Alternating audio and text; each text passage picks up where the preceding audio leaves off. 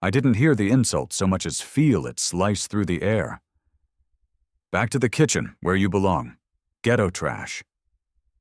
The words cracked like a rifle shot across the Sterling Grand Hotel ballroom, scattering the polite laughter of 300 power players into shocked silence. $1,000-a-plate gala, crystal chandeliers swaying above a marble floor polished like a mirror, and in the middle of it, me, Dr. Beyoncé Carter, standing with a pen in one hand and a billion-dollar contract in the other. The moment HOA Karen's manicured hand smashed a chocolate cake into my face, frosting detonated across my hair and down the navy suit I'd worn for this night. Phones snapped up like a firing squad. Gasps ricocheted off the walls.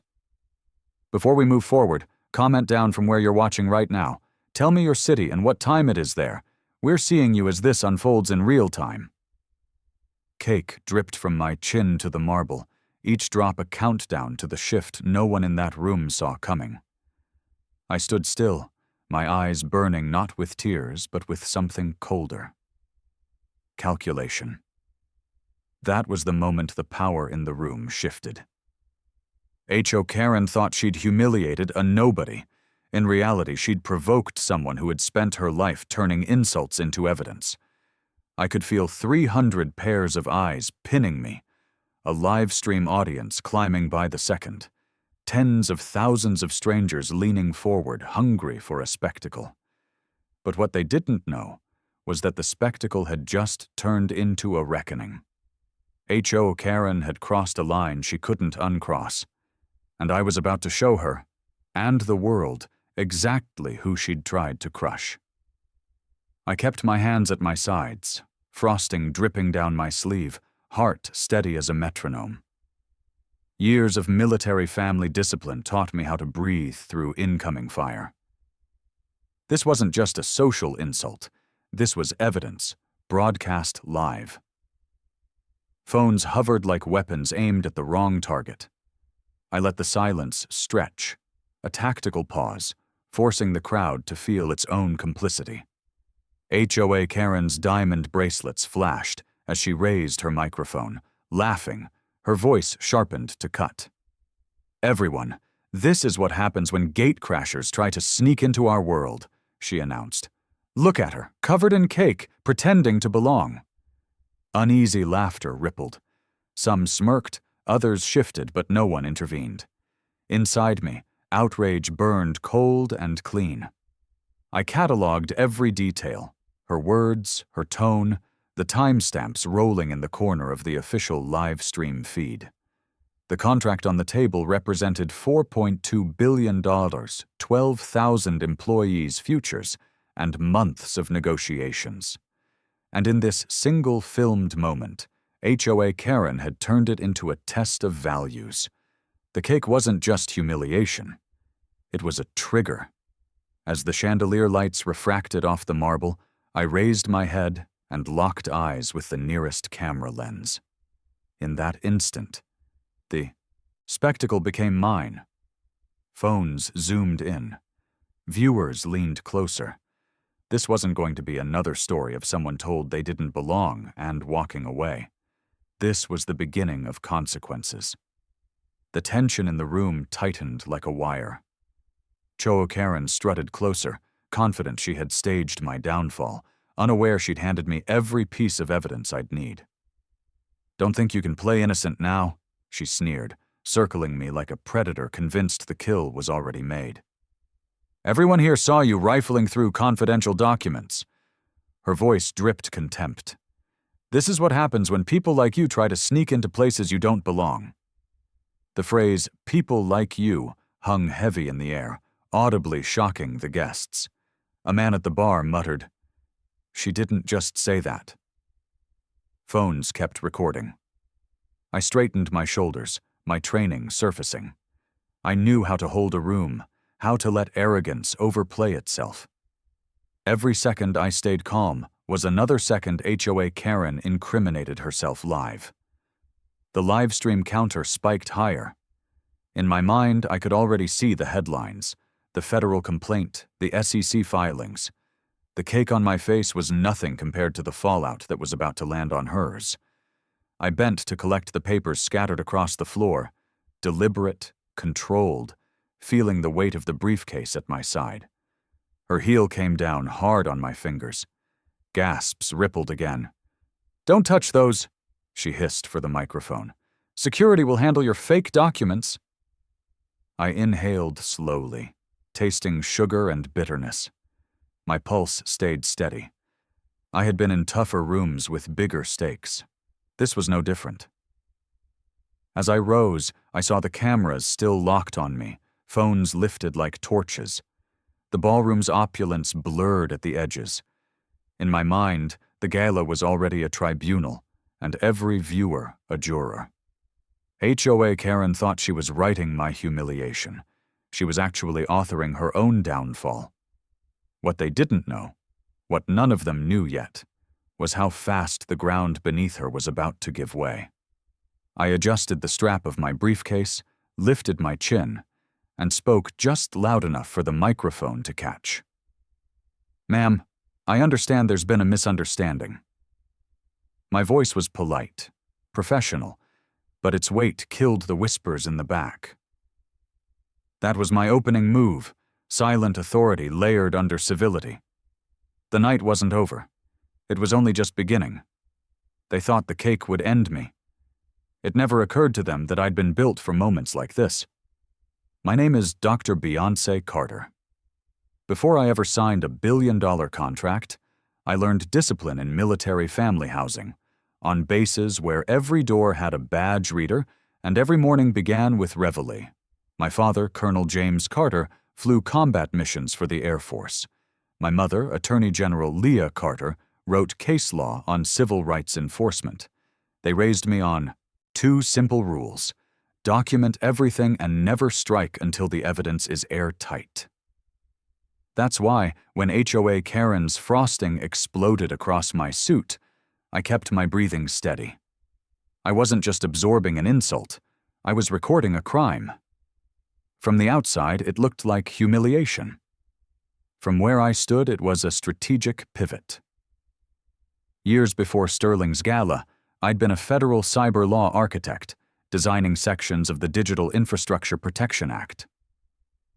My doctoral dissertation at Harvard Law was on emergent compliance mechanisms for private governance boards, the very legal framework that allows a homeowners association to abuse power. While Hoakaren and her family amassed luxury properties, I was writing the codes that would one day hold people like her accountable. By the time I moved into the private sector, I'd already testified before Congress twice. My name was on federal directives every corporate lobbyist in the room had tried to water down. That history doesn't show on a ruined Navy suit. It's hidden in the habits. My habit of carrying a hard encrypted phone with a direct line to Microsoft's legal team. My habit of moving through rooms like a quiet fulcrum until it's time to flip the lever. At Sterling's gala, I wasn't just a guest. I was the senior vice president of Microsoft Azure, the person entrusted to finalize a $4.2 billion partnership that would put Sterling Industries on the map for a generation. Every email, every NDA, every rider on that contract bore my signature. When Hoakaren brought that cake down on me, she wasn't smearing frosting.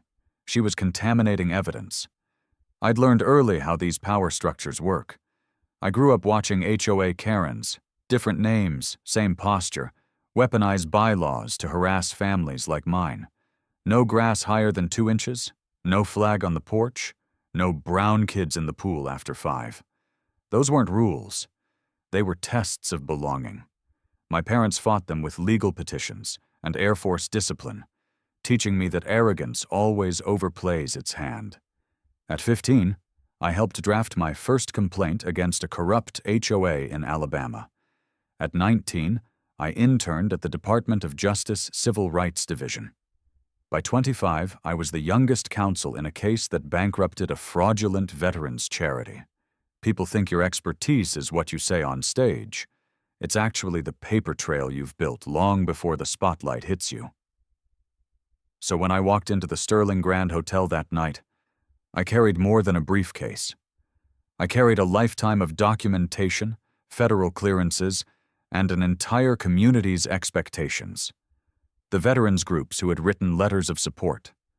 The black-owned startups who had named me their champion. The federal auditors who knew my signature on a contract meant compliance down to the last clause. I was not just a guest at a party. I was the custodian of a deal built on trust, rules, and the promise that even the most insular boardroom could be forced to open its doors. Hoakaren didn't know any of that. To her, I was another target to be humiliated into leaving. She saw the skin, the gender, the outsider aura. She didn't see the Air Force flight hours logged on my father's chest, the Justice Department case files on my mother's desk, the law review articles with my name at the top. She didn't see the encrypted drives in my bag, or the non-disclosure clauses that would make her words tonight Exhibit A in a federal inquiry. She only saw someone she thought she could crush with cake and contempt. What she also didn't see were the viewers. By the time her insult echoed off the ballroom's marble, the live stream had reached 30,000, climbing like a rocket. Military families, veterans, entrepreneurs, people who had fought their own HOA Karens, all of them watching in real time. They didn't just see frosting on my suit. They saw themselves at a board meeting being told they didn't belong. They saw what would happen if someone like them had both the evidence and the authority to answer back. And they stayed, waiting, because they knew, the way I knew, that a reckoning was about to unfold. Standing there, I could almost hear my father's voice. Slow is smooth, smooth is fast. Breathe, document, execute. My mother's mantra layered over it. Never let their arrogance become your silence. Those lessons were my invisible armor under the ruined Navy suit. That's why I didn't flinch, didn't yell, didn't wipe the frosting. I needed the images. I needed the timestamps. Every drip of chocolate on my collar was another frame in the evidence reel. Every second of live stream was another affidavit in waiting. Hoakaren thought she was the host. She was actually the exhibit. This is why authority matters. Not the performative authority of titles on a plaque, but the lived authority of someone who has spent decades fighting systems from the inside. When I finally lifted my head and met the camera, when I said in that quiet, unshakable voice, "Ma'am, I understand there's been a misunderstanding." I wasn't just speaking to Hoakaren. I was speaking to every person watching who had ever been told to go back to the kitchen, the yard, the line. I was telling them, hold your ground. Document. Wait for the evidence. And when the time comes, speak with authority that can't be laughed off. That's the backstory and authority that the glittering ballroom never saw until it was too late. That's what I carried into Sterling's gala.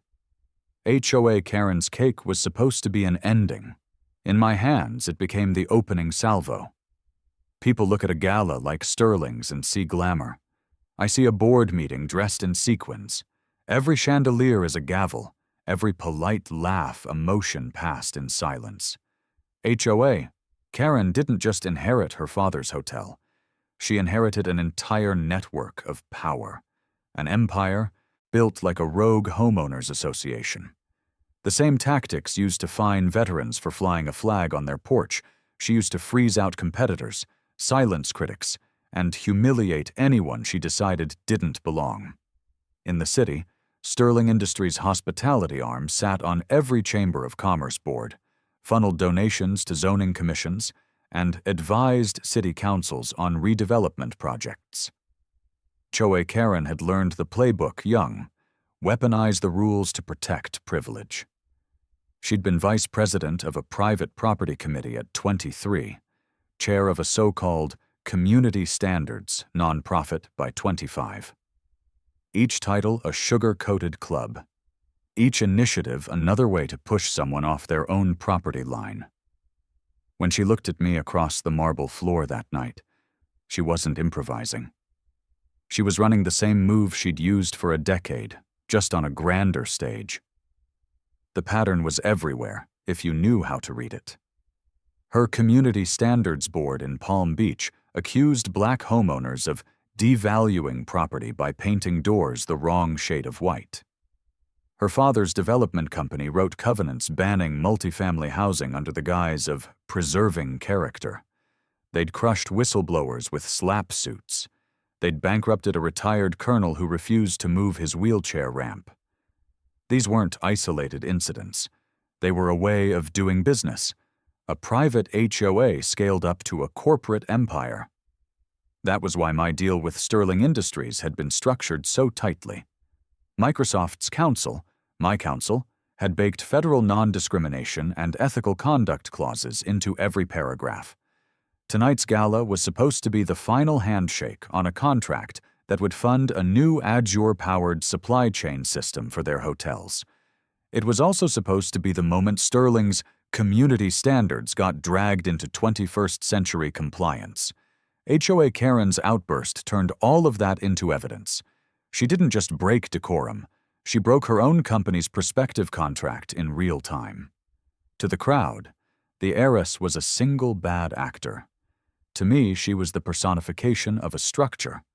When she hissed, "People like you don't belong," she was voicing the same covenant clauses her committees had used to push families off their land. The livestream audience felt it too. Comments were already comparing her to the HOA presidents who had harassed them back home. Every phone in the room became a deposition exhibit. Every nervous laugh a bystander's affidavit. HOA Karen's political ties gave her confidence. She'd been photographed with senators at fundraisers, toasted by mayors for beautifying neighborhoods. The Sterling family had sunk money into city council races from Florida to California, always backing candidates who promised to restore order to chaotic communities. The same candidates now watching their donors' daughter implode live on Instagram. My own back-channel texts started buzzing in my bag even as frosting slid down my sleeve. City attorneys, compliance officers, a DOJ friend I'd once interned for, all of them watching, all of them screen capturing. This is how these systems crumble. Not with one heroic speech, but with a slow, public unveiling of patterns. I'd spent months preparing for this contract precisely because I knew what Sterling's standards meant. My team had compiled years of complaints, regulatory warnings, and internal memos. I could quote by heart the Fair Housing Act sections their non-profit had tiptoed around. And now, thanks to HOA Karen, we had a vivid, viral demonstration of their culture broadcast to hundreds of thousands. The ballroom still glittered, but it had turned into a courtroom. HOA Karen thought she was humiliating me in front of her world. She was actually laying the foundation for her world to collapse. I kept my breathing slow, my gaze steady, because I understood what was really happening. Each insult, each act of physical intimidation, each recorded second of this gala was tying her brand to a documented history of exclusion. And every viewer watching from their kitchen, their barracks, their HOA-ruled cul-de-sac was thinking the same thing. This looks familiar. What they didn't know yet was that I'd already mapped the entire Sterling network. The donors, the shell nonprofits, the zoning favors. Like a corrupt HOA, their power depended on people believing the bylaws were unchallengeable. Tonight, in real time, that illusion was breaking. By the time I wiped the frosting from my cheek, the community standards queen was about to discover what federal standards feel like. The cake was still sliding down my sleeve when my second phone buzzed inside my bag. Not the public phone, the hardened device with a direct line to Microsoft Legal and the federal contacts I'd built over a career. HOA Karen thought she had embarrassed me into silence. What she didn't know was that she had just activated the last phase of a plan that had been building for months. I had been studying Sterling Industries the way a federal investigator studies an organized crime family. The minute they approached us about Azure infrastructure, my team started due diligence that went far beyond balance sheets. We dug into their community standards boards, their PAC donations, their HOA-style covenants disguised as non-profit bylaws. We subpoenaed nothing, but we archived everything. Public filings, discriminatory notices, screenshots of residents' complaints about being fined for flags and ramps. Every pattern went into a private dossier I carried under attorney-client privilege. Tonight, that dossier was sitting inside my briefcase, a foot from HOA Karen's heel. While she circled me on stage, laughing into her microphone, my mind was ticking through statutes. Title 8 of the Civil Rights Act, Section 3604 of the Fair Housing Act, the State Hospitality Licensing Code, the SEC disclosure rules on material adverse conduct. Each one of those clauses was now potentially triggered by what she'd just done on camera. This wasn't just bad PR, it was a cascade of compliance failures. The viewers didn't know it yet, but by the time HOA Karen called me ghetto trash, the first federal agency had already been pinged. An algorithm inside a Microsoft compliance tool flagged Sterling's livestream comments for discriminatory language. That ping went to our in-house counsel, who forwarded it to my hardened phone with a single word: document. I didn't have to speak. All I had to do was keep standing there and let her arrogance keep feeding the record. Months earlier, anticipating a public signing event, I had quietly invited 2 external auditors to attend as guests. One from the Department of Justice Civil Rights Division, another from the EEOC. They were in the back of the room now, watching HOA Karen step on my fingers. They were also quietly filming, independent of Sterling's cameras. Their presence wasn't an ambush, it was a safeguard. Sterling's board had signed a clause agreeing to non-discrimination during all contract-related events. Every insult, every physical act tonight was a breach of that clause. I had also secured chain of custody protocols. The contract in my briefcase wasn't just paper. It was tagged with micro dots linked to a digital hash stored on Microsoft's secure servers. If anyone claimed later that I'd forged or altered it, the hash would verify its integrity to the byte. Even the frosting now smearing its edges could be tested as evidence of contamination at the time of breach. It might look like drama for Instagram. In reality, it was evidence preservation at a federal standard. This is what I meant by hidden expertise. People see a black woman in a navy suit and think soft target. They don't see the JAG-trained mentors who taught me evidentiary procedure. They don't see the hours spent in SIFs drafting cybersecurity policy. They don't see that every move tonight has been predicted and documented. HOA Karen thought she was the spider. She was actually the fly walking into a web woven out of statutes, contracts, and timestamps. I let her finish her tirade, let the crowd gasp, let the comments scroll. Then I straightened, took out my phone, the cracked public one, and held it up to the projector. Credentials filled the ballroom screens: Microsoft Executive Portal, my photo, my title, my authority. The reaction was instant, but it wasn't even my biggest card. That was still in my bag. While Sterling's livestream tried to spin, our cloud backend was mirroring it. Every frame was being archived to a secure evidence vault with redundant timestamps in multiple jurisdictions. When the SEC later asked how fast the market reacted, we'd have the analytics. When the EEOC asked about public humiliation tied to a contract negotiation, we'd have 6 angles. When state hospitality regulators asked about discriminatory exclusion at a public event, we'd have the guest list, the tickets, the contract clause numbers. I could feel the moment when the crowd's perception shifted. Phones that had been recording for gossip were now recording for history. Some of them were lawyers. Some were journalists. Some were veterans who had fought their own HOA Karens back home. The live stream counter climbed past 100,000, and still I stayed calm, because I wasn't done. There was more for them to see before the hammer came down. HOA Karen's voice faltered for the first time. "That's fake. She's an actress. You all saw her. She's covered in cake." She was trying to create doubt, but doubt is easy to erase when you've built your case in advance. I signaled to Marcus Carter, the hotel manager who had been trying to mediate. He was holding my business card, the one that had already made his face go pale. "Call Microsoft main number," I said quietly. "Put it on speaker." He did. The call connected. "Microsoft Corporation, Redmond headquarters. How may I direct your call?" "Please connect me to Dr. Beyoncé Carter's office." The transfer clicked. A voice came through. "This is Jennifer, executive assistant to Dr. Carter." The ballroom fell into a hush. That wasn't just theater. It was chain of command authentication. In law enforcement terms, it's like a positive voice ID. In contract terms, it's verification by an authorized agent.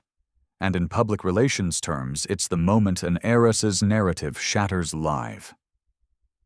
Jennifer's voice carried through the speaker. "Dr. Carter, we're watching the live stream right now. Are you safe? Should we call the police?"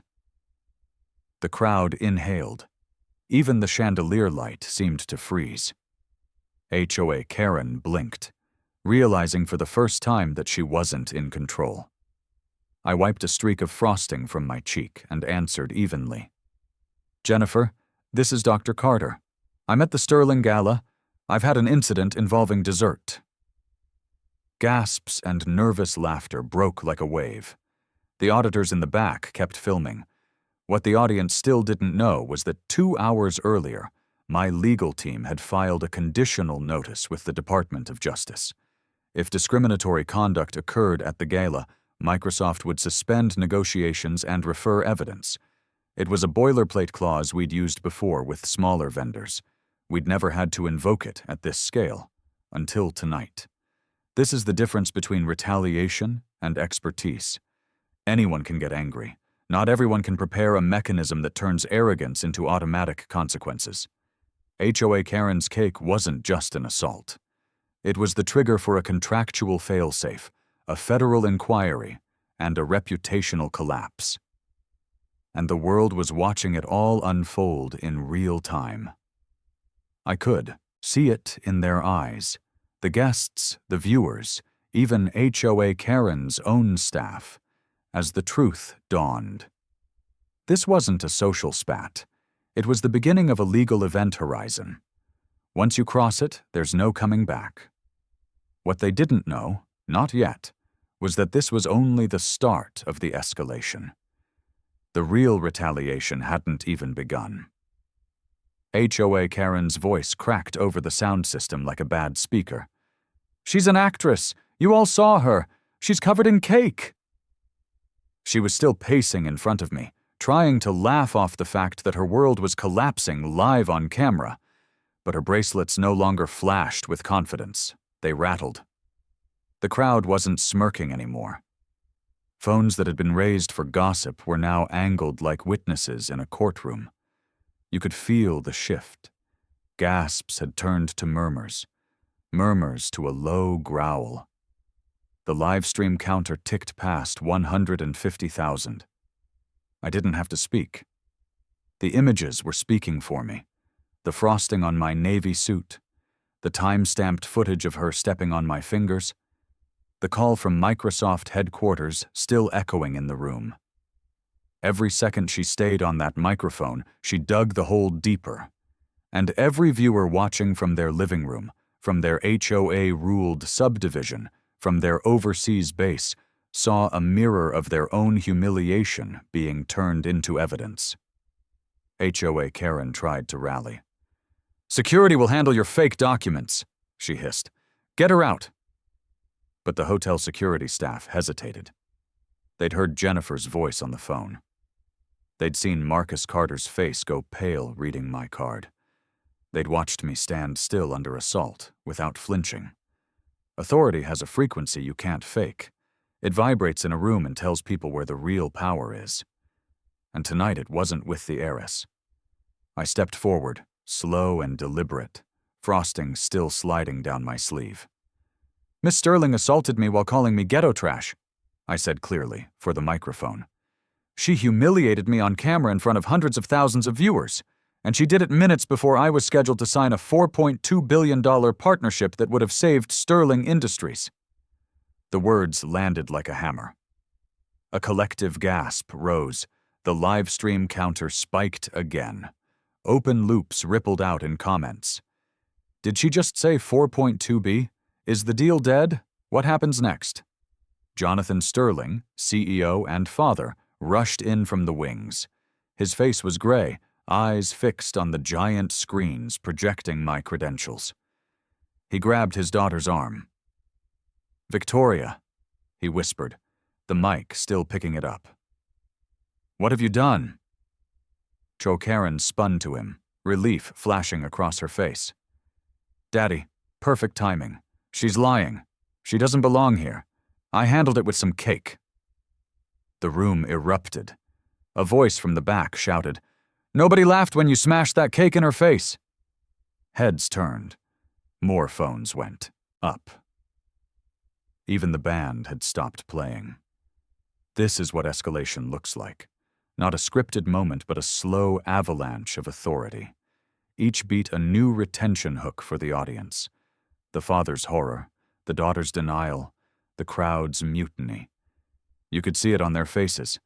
Even the Sterling staffers, the donors in tuxedos.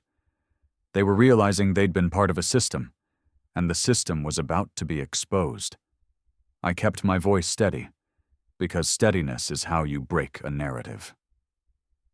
"Mr. Sterling," I said, eyes still on the cameras. "Your daughter didn't just insult me. She insulted every person who has ever been told they don't belong. She revealed your company's values to the world." Gasps, whispers, comments scrolling like a ticker tape. "She's right. Fire the daughter. End the deal. Accountability now." Jonathan dropped to his knees in front of me. A billionaire CEO, hands trembling. "Dr. Carter, I am so sorry. Please, we need this partnership. Don't punish 12,000 employees for my daughter's behavior." HOA. Karen hissed, "Daddy, get up. Don't beg for this cake-covered fraud." Her voice cracked on the word fraud. It was the sound of power slipping. I lifted the briefcase she had kicked across the marble floor and opened it with deliberate calm. Inside lay the contract, pristine under the frosting clinging to its edges. I held it high for the cameras. "This," I said, "is the Microsoft Sterling agreement. It would have secured Sterling Industries' future, but the deadline has passed and the contract is void. Your daughter destroyed it the moment she threw that cake." The crowd roared with gasps and murmurs. Journalists surged forward. Live stream comments exploded. She ended them. The most expensive dessert in history. Jonathan collapsed, his empire crumbling in front of his eyes. "Please, Dr. Carter, we'll fire her. We'll do anything. Just give us another chance." The words washed over me like a tide. My voice stayed steady, each word cutting sharper than glass. "It's not just about me. It's about everyone who's been told to stand outside the gate. Tonight, the gate closed on you."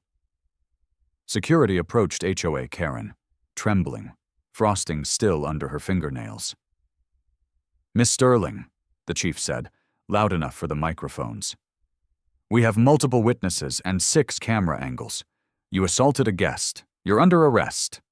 "No, this is insane. It was just cake," she screamed as handcuffs clicked around her wrists. The live stream counter hit 200,000.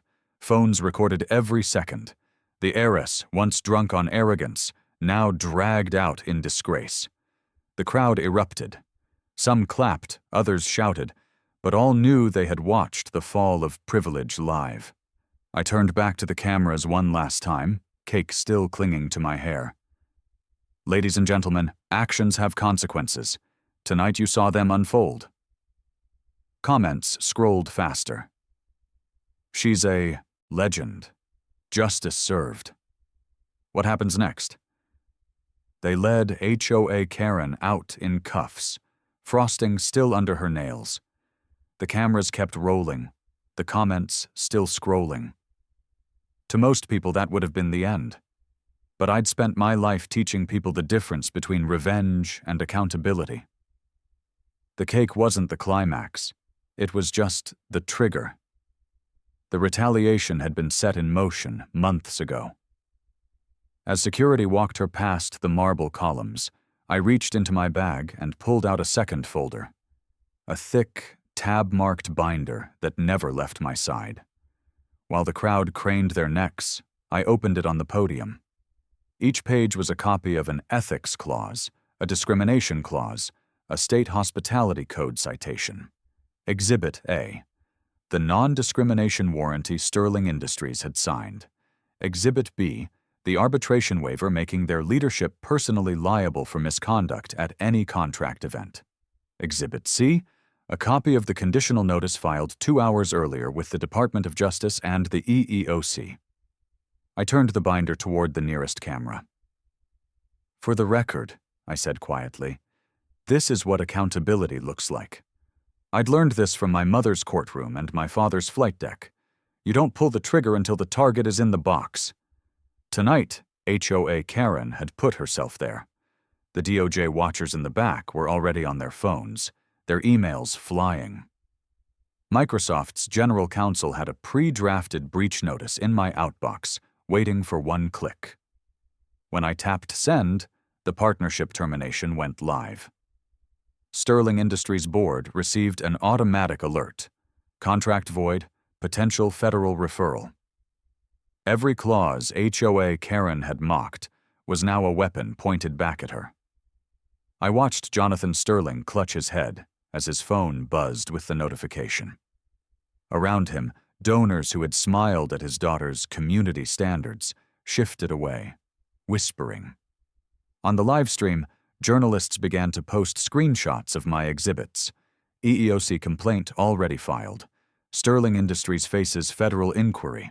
Microsoft VP calls out discrimination live. The comment section turned into a war room. Veterans described their own Hoakarens. Attorneys dropped citations. Viewers demanded resignations. I didn't say a word. I let the paper speak. Then came the lawsuits. My outside counsel, waiting off-site, filed a civil battery claim and a defamation claim electronically before Hoakaren even cleared the lobby. A paralegal in D.C. clicked submit on an EEOC charge on behalf of Microsoft and myself.